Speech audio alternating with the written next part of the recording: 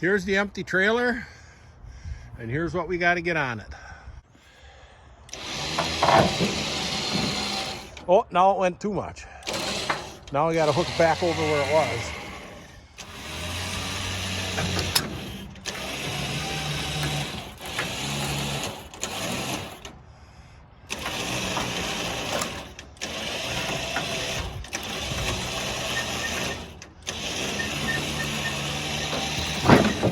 Now I take the snatch block off and should pull right up good.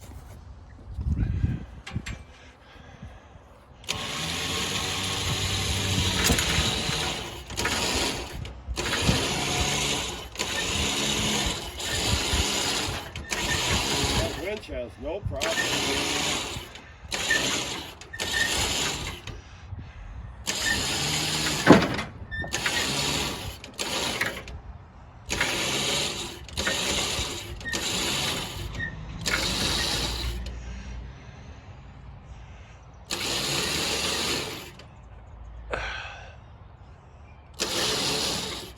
I think I got enough ton weight. Yeah.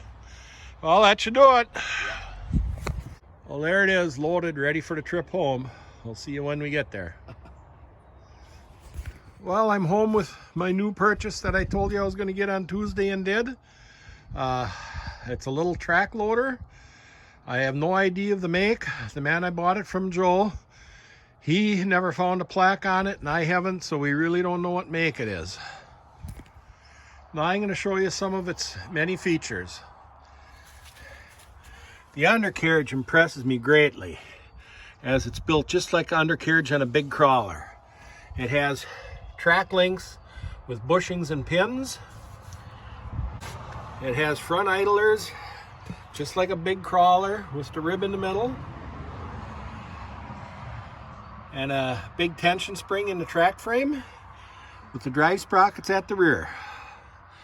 And it has, it looks to be 2 track rollers underneath. And the bushings are somewhat worn, but they'll last as long as I'm ever on this earth. And let's see, it has a Wisconsin single-cylinder engine, rope start with the magneto, and the magneto has an impulse, I found. It has a 3-speed transmission, 2 forward, 1 reverse, with a belt tensioner type clutch. And there's the hydraulic pump and reservoir for the boom, to raise the boom up and down. It has double acting cylinders to raise the boom, so you have down pressure. The bucket is just of the trip type, and it appears someone welded a little piece on here to keep it from tripping. They were probably going to lift something, and they were afraid it might trip accidentally. So that's the only reason I can imagine I welded this little piece on there quick to keep it safe from tripping. This is the handle here for pulling the trip. As you can see, it has a ripper on the back. The ripper isn't hydraulic. It has this big lever here, which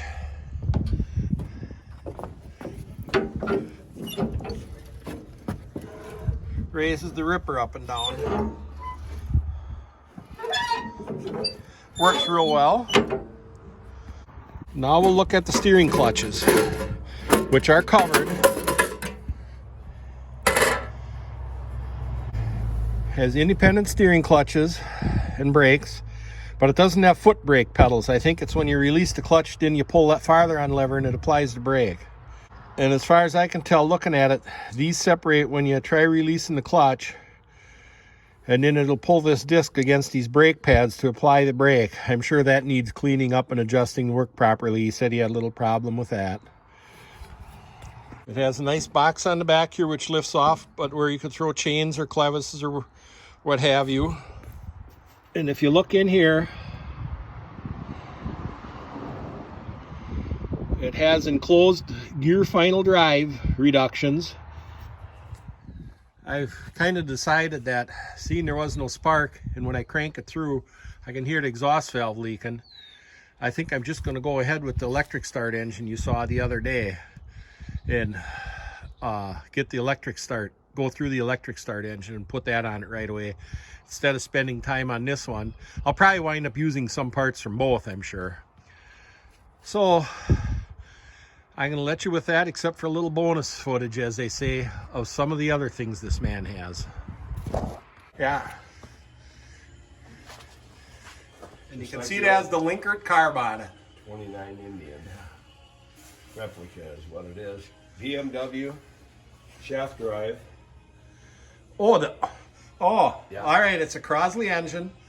It has a BMW drive. So is that just a transmission or And transmission and clutch? Rear drive. Transmission and rear drive is BMW. So we have Harley frame, Crosley engine, Linkert carb off an Indian, Yep. Indian tanks, 26 Indian girder. 26 Indian girder,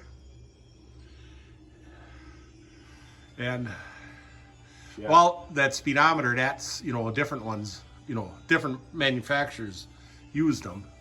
Yeah, it's not a But Corbin. this- It's It's not a Corbin? It's a Stewart. It's a Stewart. Yeah. Unbelievable. This is something you'll never see again. And it's real light. Got the doors in Milwaukee. Got the cowl in Fifield, Wisconsin. Beautiful Model A hot rod. Flathead, perfect running for $200 and $75 for the tranny. 39 top loader. 32 Ford rails. And here's a different way to do a rotisserie. You put a ring around the car And I have so you can roll it. a track for it with rollers. Now what is the tractor? It's a A 2-in Ford. It's a 2N Ford, and he's placed down the sides here. He's placed Massey grill, 22 Massey grill. 22 and Massey grill and hood onto the sides. So you still got the Ford toolbox here. I hope. Everything remained the same there. I shortened the Massey Ferguson hood sides and Clarence Floodweasel, you should see this one.